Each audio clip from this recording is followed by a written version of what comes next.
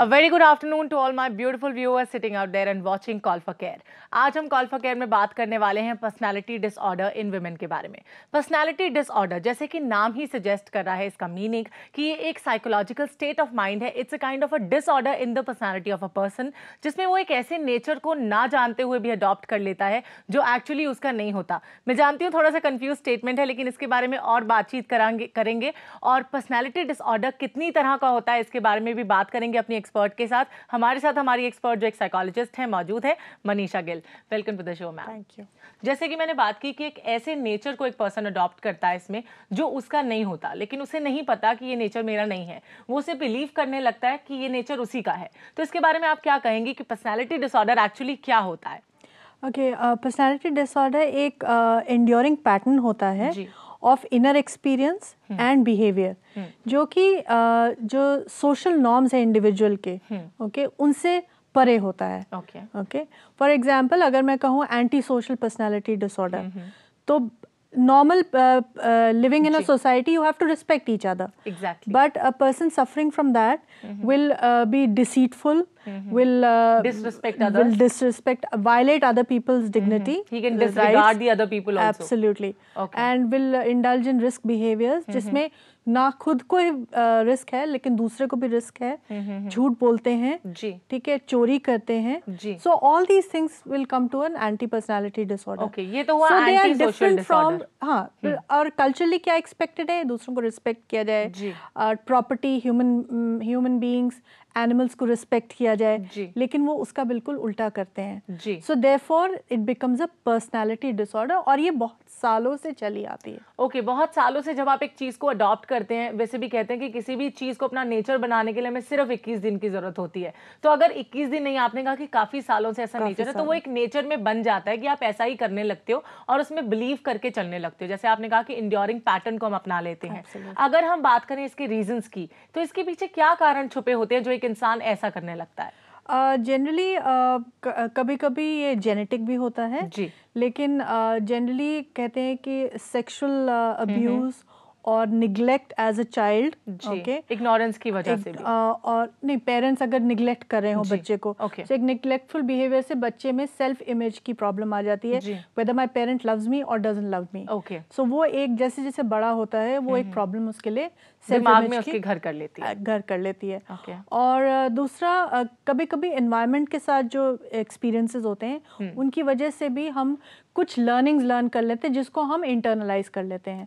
तो जब वो इंटरनलाइज हो जाते हैं, फिर ओवर इयर्स अगर हम उनका चेंज ना करें तो फिर वो एक पार्ट ऑफ द पर्सनालिटी बन जाते हैं। जैसे कि किस तरह की लर्निंग्स हम लर्न कर लेते हैं? For example, if I have had rejection जो है, अगर रिलेशनशिप ब्रेकअप्स हो जाते हैं लोगों के, तो जब वो रिलेशनशिप ब्रेकअप से कई लोग ये सीखते हैं कि I am not worthy of being loved. जी, exactly, I am not worthy enough to have any future relationships. तो अगर ऐसी सेल्फ इमेज के बारे में या वर्ल्ड के बारे में, फॉर एग्जांपल कई लोग सस्पिशियस होते हैं दूसरों के बारे में, शक बहुत करते हैं और कंटिन्यूस मिसट्रस्ट होता है कि कोई कुछ भी करे उसमें कोई वो मिसट्रस्ट निकालते हैं या फिर कुछ नुक्तेचीनियां जैसे हम कहेंगे, सस्पिशन होते हैं।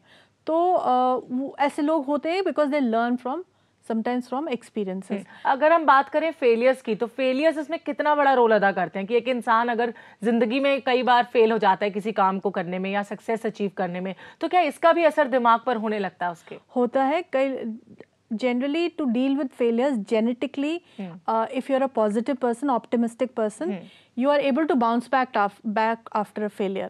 उस चीज को आप इतना दिल में नहीं लगाते, उससे कुछ सीख के आगे बढ़ते हैं। लेकिन कई लोग genetically या from internally they are not able to bounce back, तो उस ऐसे इंसान के लिए वो एक लर्निंग बन जाती है कि लोग मुझसे प्यार नहीं करते, आई am not worthy of being loved, I am detrimental in relationships, ठीक है, और मेरा कुछ नहीं हो सकता। जी, अपने आप में उनकी एक सोच डेवलप होती चली जाती है, इन्फीरियोरिटी डेवलप होती है, वो टाइम फिर इनसिक्योरिटीज डेवलप होती है, और उसी के साथ वो आगे बढ़ने लगते हैं और उस नेचर को अडॉप्ट कर लेते हैं। आपने बहुत सही तरीके से बताया मनीषा जी। अभी बात करते हैं रेखा के साथ, जिन्होंने हमें कॉल किया है।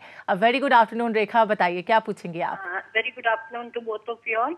जी, आफ्टर गुड आफ्टरनून, बताइए। My 14-year-old nephew is just suffering from recently from obsessive compulsive disorder. Okay. So he goes to the bathroom and just allows the water to spill on his legs. Okay. And he has clamped up. He doesn't open up. And he gets angry very quickly. These were not he was just a normal boy. I just want to know, he's very good in studies. Okay. But his teachers say that he is not responding nowadays. Okay बच्चे की बात करना चाहती हैं अपने भतीजे की कि 14 साल का है और उसे इन्हें लग रहा है कि पर्सनालिटी डिसऑर्डर है। मैं कहूँगी कि ऐसे बच्चे हाइपर एक्टिव भी होते हैं, लेकिन क्या कहेंगे आप इसके बारे में? पहली बात तो ये बहुत ज़रूरी है, या तो अगर ऑलरेडी डायग्नोस्ड है बाय अ साइकोलॉजिस्ट और psychiatrist, then start to believe it and then work accordingly. But अगर आपको लगता है कि उनको ऑब्सेसिव कंपल्सिव पर्सनालिटी डिसऑर्डर है, तो इट्स इम्पॉर्टेंट, पहली बात तो ये कि उसको इस बात का लेबल ना लगाएं, ओके, इन द सेंस कि तुम्हें ये प्रॉब्लम है इसलिए तुम ऐसा करते हो। दूसरा, if it's possible, then she should ask or take support from a psychologist. It should be able to help that person. Also, अगर school में he's not doing too well, please find out what is it that is stopping him from doing well. क्योंकि वो studies में बहुत अच्छा है, दूसरी side इन्होंने on the contrary कहा. Exactly. So there's some discrepancy between his being good in studies and why he is actually not performing. Exactly. Okay. तो अगर वो reasons पता चल जाए तो it should be able to help. Okay इसके बाद अगर बात करें जेनेटिक कॉजेस की या जेनेटिक रीजंस की, तो क्या जेनेटिकली भी एक इंसान में पर्सनालिटी डिसऑर्डर डेवलप हो सकता है? कभी कभी पर्सनालिटी डिसऑर्डर्स के बाद मूड डिसऑर्डर्स भी होते हैं। ओके, फॉर एग्जांपल अगर किसी को डिपेंडेंट पर्सनालिटी डिसऑर्डर है, चांसेस हैं कि उसको डिप्रेशन भी हो सकता है। सो कई कबार अगर हमें कोई मूड डिसऑर्डर है, we need to we as psychologists like to find out what kind of personality that person is. जी. Okay, तो पता लगता है कि वो हो सकता है कि genetically most of the mood disorders are quite genetic in nature. So अगर उसको है depression, so it's possible that it could be because of being a personality disorder. Okay, अगर बचपन की बात करें तो बचपन से जब एक इंसान बड़ा होता है तो बहुत सारी वो नई आदतें सीखता है, बहुत सारे नए कल्चर को अडॉप्ट करता है, सोसाइटी में बाहर निकलता है और बहुत सारी नई एक्टिविटीज़ भी करता है। लेकिन कई बार बचपन में कोई ऐसी चीज़ जो उसके साथ हुई हो जिससे उसका दिमाग पर असर हुआ हो, क्या उससे भी पर्सनैलिटी डिसऑर्डर होने के चांसेस होते हैं? अगर मेजर इवेंट्स हैं तो चांसेस होते हैं, बट इफ़ डेल्ट विद, जैसे अगर विद टाइम, अगर जैसे कहा जाता है एंटी पर्सनालिटी डिसऑर्डर जो है एंटी सोशल, वो बचपन से एट सम स्टेज, उससे पहले कंडक्ट डिसऑर्डर होता है। Conduct disorder in the sense of 15 years and above till about 18 years, अगर सिमिलर पैटर्न दिख रहा है तो उसको हम कंडक्ट डिसऑर्डर कहते हैं। उससे पहले हो सकता है हाइपर एक्टिविटी डिसऑर्डर हो। सो अगर किसी टाइम पे ये अरेस्ट कर लिया गया, then we would be able to help a person who might develop into an antisocial personality. Okay, on the contrary अगर बात करें कि ये चाइल्डहुड से ही डेवलप होता है या फिर ये बड़े होने के बाद डेवलप होता है, यानी कि पर्सनालिटी डिसऑर्डर एक इंसान में उसकी पर्सनालिटी में चेंजेस आना सिर्फ बड़े होने पर आते हैं या फिर बचपन से ही ये सिम्टम्स नजर आने लगते हैं? जनरली कहा जाता है कि अडोलेसेंस एंड अर्ली अडल्टहुड में ये ऑनसेट होता है इनका। ओके, जबकि लाइफ के एक्सपीरियंसेस चेंज होते हैं, स्ट्रेसेस बढ़ते हैं और ये ज़्यादा प्रोमिनेंट हो जाता है। ओके, स्ट्रेस और डिप्रेशन की जहाँ तक बात है, आपने कहा कि पर्सनालिटी डिसऑर्डर बदल सकता है डिप्रेशन में, लेकिन क्या डिप्रेशन की वजह से पर्सनालिटी डिसऑर्डर नहीं हो सकता? ज़रूरी नहीं है, लेकिन जनरली कहते हैं कि जिनको पर्सनालिटी डिसऑर्डर है उनको साथ में कभी कभी मूड डिसऑर्डर्स भी होते हैं। और अगर पर्सनालिटी डिसऑर्डर है, ये ज़रूरी है पता लगाना कि किसी और कारण तो नहीं उस इंसान को ये हो रहा है, उसका रीज़न पता लगाना बहुत इंपॉर्टेंट है। ओके, इसके बारे में बात करेंगे, लेकिन उससे पहले बात करते हैं बिमला के साथ जिन्होंने हमें कॉल किया है। जी बिमला, बताइए क्या सवाल है आपका? हेलो, लगता है हमारा संपर्क उनसे टूट चुका है। एक और कॉलर हमारे साथ हैं, शांति, बताइए क्या पूछेंगे आप? हेलो। हेलो। हाँ, मेरा बेटा भी ना थोड़ी जेनेटिक प्रॉब्लम से है। तो जैसे मेरे को उनकी आते कि ये इसके पापा को था, ये पापा को था, उसका भी नेचर ऐसे है। मैं डॉक्टर से दिखा तो रही हूँ, डॉक्टर समीर से, फिर भी मतलब उसके आते नेचर ऐसी है। मेरे साथ है, बाहर वालों के साथ बड़ा गुड, फिर इतना वो हो जाता है कि भावुक हो जाता है। जब उसके साथ कुछ बार होता है तो मेरे साथ आके फिर चला लेता है। जब मैं कहती हूँ तो एग्री करता है, थोड़ी देर बाद कहता है फिर हो जाता है, नहीं मानता है, उस टाइम तो आ जाता है, मम्मी मेरे को प्रॉब्लम बताओ, मेरे को मेरी ये प्रॉब्लम सुनो, मैं ऐसे है।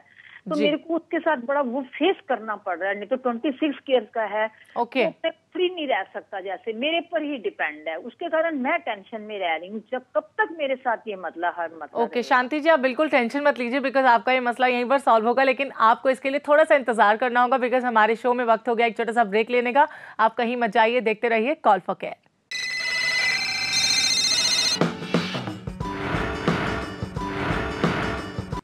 इमोशनल कॉजेज भी बहुत इंपॉर्टेंट रोल प्ले करते हैं पर्सनालिटी डिसऑर्डर में। यानी कि अगर आप बहुत ज़्यादा भावनात्मक हैं, यानी कि भावुक रहते हैं, किसी भी एक्टिविटी में बहुत जल्दी इन्वॉल्व हो जाते हैं, या इमोशनली आप स्ट्रांग नहीं हैं, तो भी हो सकता है कि आपको पर्सनालिटी डिसऑर्डर हो सकता हो। लेकिन मनीषा जी, जैसे कि हमसे सवाल किया था शांति जी ने कि उनका बेटा है 26 ईयर्स का, उसे पर्सनैलिटी डिसऑर्डर है। उन्होंने ये नहीं बताया कि कौन सा पर्सनैलिटी डिसऑर्डर है, लेकिन ये कहा कि वो बहुत जल्दी इमोशनल हो जाते हैं एज हिज फादर, क्योंकि उन्हें लगता है कि वो जेनेटिक है, उनके फादर भी इमोशनली बहुत जल्दी पर्सनालिटी डिसऑर्डर का शिकार है। तो क्या कर सकती हैं इस केस में, बिकॉज वो बहुत टेंशन में लग रही थी। आई अंडरस्टैंड, 26 ईयर ओल्ड हैं और खुद इमोशंस को डील नहीं कर पा रहे हैं। कभी कभी जो पेरेंट्स मॉडल्स होते हैं, फॉर एग्जांपल उन्होंने बताया कि उनके फादर को भी है, तो हो सकता है जैसे उनके फादर एक्ट करते हैं तो वही बिहेवियर उनको भी सही लगता है जी। तो शायद एक डिपेंडेंसी है अपने मदर पे, हो सकता है उनके फादर की भी एक डिपेंडेंसी है अपनी वाइफ पे जी। ओके, दूसरा ये हो सकता है कि अगर शांति जी को लगता है कि वो उसको उसको इंडिपेंडेंट करना चाहते हैं कि अपने इमोशंस को खुद डील करें, डिपेंडेबिलिटी को अपनी मदर पे ना करें, बल्कि अपने आप ही उन चीजों को सॉल्व करें। एक तो consistency in her behaviour towards him is very important. अगर जैसा वो चाहता है, ज़रूरी नहीं है आप वैसा करें, लेकिन जो आपकी फीलिंग्स हैं उसको कंसिस्टेंट लगने चाहिए कि yes my mother is with me all the time जी। सपोर्ट, एक मॉरल सपोर्ट जब मिलेगा तो वो अपने आप ठीक रहेंगे। एब्सोल्युटली। और दूसरा एक सपोर्ट सिस्टम डेवलप करे, उसको थोड़ा डायरेक्ट करे कि सिबलिंग्स के साथ थोड़ा और इंटरैक्ट करने की कोशिश करे। हो सकता है he is just dependent on his mother and he doesn't have a support system, क्योंकि जब सपोर्ट सिस्टम होता है तो हम हर इंसान से थोड़ा थोड़ा अपने इमोशंस को शेयर कर सकते हैं। सो एक इंसान के ऊपर सारा भार नहीं पड़ता। हाँ, बहुत सही बात आपने कही कि जब हम एक इंसान पर सारा भार डाल देते हैं या हमें लगता है कि सिर्फ वही हमें सपोर्ट कर रहा है, तो अक्सर हमें ऐसी प्रॉब्लम्स आने लगती हैं। तो अपने जो बिहेवियर है उन्हें दूसरों के साथ भी इंटरैक्ट करने की कोशिश कीजिए, अपने सिबलिंग्स के साथ, जैसे कि मनीषा जी ने कहा, आप इन्वॉल्व होने की कोशिश कीजिए, तब आपका ये जो प्रॉब्लम है वो अपने आप सॉल्व हो जाएगा। अभी हम बात करेंगे आभा के साथ, जिन्होंने दिल्ली से हमें कॉल किया है। जी आभा, वेरी गुड आफ्टरनून, बताइए क्या पूछेंगे आप? Ma'am. Hello, good afternoon ma'am. Very good afternoon, बताइए क्या पूछेंगे आप? एक्चुअली मैं ये पूछना चाह रही थी कि जैसे डॉक्टर साहब अभी बता रहे थे कि कुछ मूड डिसऑर्डर्स होते हैं जी। इवन आई एम फीलिंग कि मेरे को बहुत टाइम से बचपन से तो नहीं कहना चाहिए, पर काफी टाइम से मुझे ऐसा फील होता है, rejection feeling. Okay, I am sacrificing each and everything for the relationships and I am not getting anyone. कोई भी relationship है जो कि successful मुझे feel ही नहीं होता है. Okay. Even from maternal side, even from in-laws side. In fact, it can be a symptom, जैसे कि इन्होंने कहा कि ये खुद ही बता रही हैं कि इन्हें ऐसा लगता है कि रिजेक्शंस मिल रही हैं, इन लॉज की तरफ से इन्हें कोई पूरा प्रॉपर्ली इन्हें ठीक से डील नहीं कर रहा है, या फिर इमोशनली भी ऐसा हो सकता है कि इन्हें लग रहा हो सिर्फ। तो क्या है इसका रीज़न? पहली बात तो ये she need not label herself as having a personality disorder, because personality disorder label करने के लिए you'll need a psychologist or a psychiatrist to help you with that, because mood swings are normal. Okay, when I say normal means हम कभी sad होते हैं, कभी unhappy होते हैं, वो कभी खुश होते हैं, कभी कभी guilty feelings भी हो जाती हैं, but that's okay. Exactly. Okay, but अगर dysphoric है और बहुत ज़्यादा swings हो रहे हैं, तो one thing she can do is has she been able to express them to the people involved? जी। एक कम्युनिकेशन अगर कम्युनिकेट करा हो तो उनके साथ कम्युनिकेट करें, एक रेजोल्यूशंस फाइंड करें कि क्या है। ऑल्सो अपने आप को, जैसे उन्होंने कहा, सैक्रिफाइस कर रहे हो, क्या आप अपने बियॉन्ड जाके जब आप सैक्रिफाइस करें, क्या अपने को पीछे रख रही हैं? और मुझे लगता है कि सैक्रिफाइस के बदले अगर ये इसे एडजस्टमेंट्स का नाम देंगी तो ज्यादा बेटर होगा, because sacrifice is different thing कि हम अपनी हर चीज को सैक्रिफाइस कर रहे हैं किसी और के लिए, लेकिन जब हम खुशी खुशी एडजस्ट करने की कोशिश करते हैं तब ऐसी प्रॉब्लम नहीं आती। नहीं आती, एब्सोल्युटली। और इसके बाद मेरे को लगता है कि आप कुछ कहना चाहती हैं तो बताइए। Only thing is she can actually start looking at कुछ प्रायोरिटाइज कर लें। जैसे आई थिंक जब वो सैक्रिफाइस बोल रहे हैं तो वो कह रहे हैं कि मेरे अगेन मैं मेरे को जो करना था वो मैं नहीं कर पाती, लेकिन मैं दूसरों के लिए करती रहती हूँ और इसके लिए मुझे पूरा प्रेज या प्रेजवर्दी नहीं फील करती हूँ। सो अगर अब ये समय है कि अपने को थोड़ा सा प्रायोरिटाइज कर ले आगे, और जब अपने लिए कुछ करेंगी तो ये जो दूसरों के लिए करेंगे वो भी अच्छा लगेगा। तो मतलब पहले अपने बारे में सोचना शुरू कीजिए, उसके बाद दूसरों के बारे में सोचेंगी तो आपको शायद ज्यादा खुशी मिलेगी। और वैसे भी अपने घर के बारे में, अपने हस्बैंड के बारे में, अपनी फैमिली के बारे में हर कोई सोचता है, लेकिन हाँ, अपने आप को सबसे ज्यादा प्रायोरिटी दीजिए जिंदगी में, तब आपको ऐसा बिल्कुल नहीं लगेगा। And do not label yourself as you have a personality disorder. इसके बाद बात करेंगे ज्योति के साथ। जी ज्योति, बताइए क्या सवाल है आपका। हेलो मैम, जब मैं 18 इयर्स की थी। हेलो हेलो जी, हम आपको सुन पा रहे हैं, बताइए। जब मैं 18 इयर्स की थी तब मुझे डिप्रेशन हो गया था और मैंने उसके लिए मेडिसिन भी ली थी, नर्वस ब्रेकडाउन की। तब मैं पीएमटी के लिए प्रिपेयर कर रही थी। उसके बाद मतलब डिप्रेशन हुआ। उसके बाद मैं एक कॉलेज ज्वाइन किया मैंने, वहाँ पर मुझे एडजस्टमेंट प्रॉब्लम हुई। तो वहाँ पर भी मुझे एक मेडिसिन जैसे ट्रिनिकाम प्लस वो मुझे सजेस्ट किया और मतलब मुझे मेडिकली अनफिट कर दिया था। ओके, आपकी अभी उम्र कितनी है ज्योति? अभी तो मेरी 26 है, मैं मैरिड भी हूँ। और अब फिर के बाद मैंने गवर्नमेंट मतलब और जॉब ज्वाइन किया। वहाँ पर भी मुझे प्रॉब्लम हुई थी एडजस्ट करने में। ओके, इन ऑल आपको हर फील्ड में जहाँ पर भी आप जाती हैं आपको प्रॉब्लम्स होती हैं। आपकी फैमिली में भी एडजस्टमेंट में आपको प्रॉब्लम आ रही है? मैम एक और चीज है कि अभी ना मैं एक बीटीसी में गवर्नमेंट कोर्स ज्वाइन कर रही हूँ जी, लेकिन वहाँ पर मेरे कोई भी फ्रेंड्स नहीं है और जो भी वहाँ पर बॉयज गर्ल्स जो भी स्टूडेंट्स हैं वो बिल्कुल अनफ्रेंडली हैं और मतलब वो बहुत ही मतलब टॉन्टिंग है। मतलब मेरा वहाँ पर भी झगड़ा हो गया, मतलब ऐसे बहस वगैरह। लेकिन मुझे वहाँ पर जाना पड़ता है क्योंकि फाइनेंशियल रीजन है, मतलब फैमिली प्रेशर भी है कि आपको करना है। इसके रीजंस, सभी रीजंस को फिगर आउट करने की हम जरूर कोशिश करेंगे, लेकिन ज्योति इसके लिए बस आपको थोड़ा सा इंतजार और करना होगा। आप देखते रहिए, कहीं मत जाइए, देखते रहिए कॉल फॉर केयर।